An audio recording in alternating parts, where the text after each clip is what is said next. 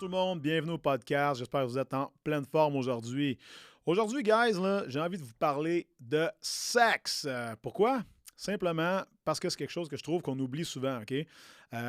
Les gens vont commencer à s'entraîner, prendre soin de leur santé pour une multitude de raisons, mais on oublie souvent là, que la grande majorité des gens vont venir me consulter ou vont simplement s'abonner au gym parce qu'ils sortent d'un break-up, parce qu'ils manquent de confiance en eux, parce que leur estime d'eux-mêmes est relativement basse, OK? Et pourquoi je vous parle de ça aujourd'hui? Simplement parce que toutes ces choses-là vont avoir un impact extrêmement profond sur comment la personne vit sa sexualité. Je ne suis pas en train de vous dire que si vous êtes out of shape, vous êtes overweight, vous n'aimez pas tout à fait ce que vous voyez dans le miroir, que vous allez avoir une relation qui est littéralement poche avec votre conjoint, votre conjointe, vos dates Tinder ou whatnot, OK? Mais puis c'est là que je vais vous amener aujourd'hui, est-ce que c'est possible, OK, qu'en améliorant votre fitness, en adoptant des meilleures habitudes alimentaires, en perdant un peu de poids, OK, que votre vie sexuelle s'en trouve emmieuté? Je ne sais même pas si c'est un mot, OK? Mais ce bout-là, il est extrêmement important. Puis je vous en parle aujourd'hui parce que moi, c'est quelque chose que je vois souvent dans mon bureau. Lors de mes consultations, les gens me parlent plein maintenant, ils me disent « Ah, tu sais, je veux perdre du poids, j'aimerais ça baisser mon cholestérol de quelques points, j'aimerais perdre un petit peu de gras. » Puis là, je pose des questions. Pourquoi c'est important pour toi? Pourquoi? 5, 6, 7 fois jusqu'à ce que j'aie la réponse que je cherche, qui est souvent...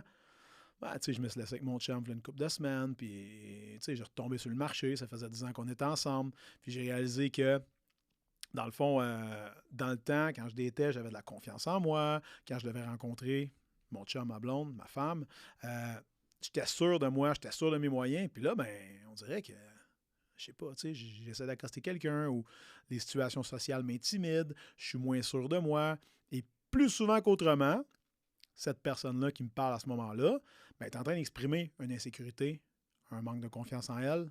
Hein? Mais ces choses-là partent très souvent, non pas de votre degré de fitness, OK? Ni de comment vous pesez sa balance, ni du size de vêtements que vous portez, mais de comment vous tenez les promesses que vous êtes faites à vous-même, OK? Donc, si vous avez dit que le 1er janvier cette année, là, je vais perdre 15 livres, je vais être en shape, je vais croiser quelqu'un dans le miroir que je suis comme « Oh, hot mama, fuck yeah, j'aime ce que je vois. » Hein? Ou carrément, tu vas voir tes photos là, à ton prochain voyage, tu vas dire « Oh shit, j'aime ce que je vois ici. » Mais ça, là, c'est dans tes mains, OK? Puis tout ce que tu as à faire, c'est maintenir les promesses que tu fais envers toi-même. Donc, si tu dis que tu es pour être entraîné 4 fois, right? Puis tu sais que c'est ça qu'il faut que tu fasses, puis que tu dois suivre un plan alimentaire balancé les 7 jours de la semaine avec peut-être 2 points de pizza le samedi, puis tu ne fais pas ça, OK?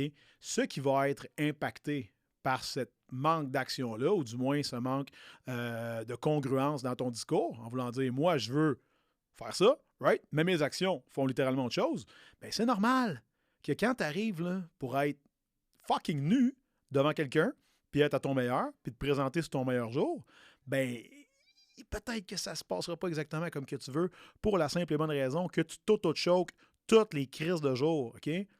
Tu manques l'occasion de tenir tes promesses envers toi-même. Fait 3 fois que je le dis, je le sais en passant, OK?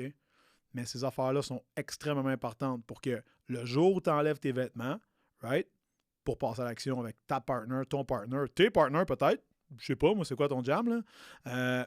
Mais ces choses-là vont avoir un impact justement sur comment tu files. Fait que la meilleure façon pour toi de te sentir à ton fucking top, c'est simplement de tenir tes promesses que tu fais envers toi-même. Fait que si c'était de perdre ton 10 livres, Chris, parle-les.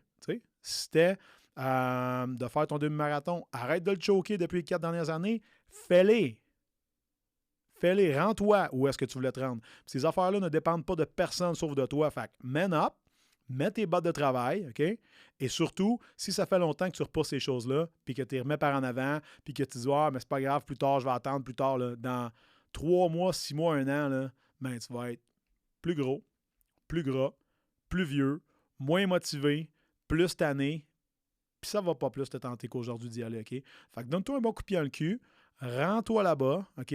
Parce qu'éventuellement, ben, tu vas devoir renlever ton linge, passer à l'action. Je sais, je l'ai mentionné tantôt. Même si ça a l'air futile, ça a l'air over the top, tu n'es peut-être pas d'accord avec ce que je dis, ça ne me dérange pas, OK? Parce que c'est quelque chose que j'ai vu fois après fois après fois, et toutes les fois, ça a été vérifié, OK? Fait que si tu veux pimp up ta vie sexuelle, là, que ce soit avec ton partner ou parce que tu es retombé sur le marché, ben tiens tes promesses, get to fucking work, puis il n'y a pas personne qui va le faire à ta place, OK? Fait que ce bout-là, j'y tiens énormément. J'espère que toi, ça va te parler aujourd'hui, puis ça va t'aider justement à passer à l'action puis à sortir de où ce que tu es là.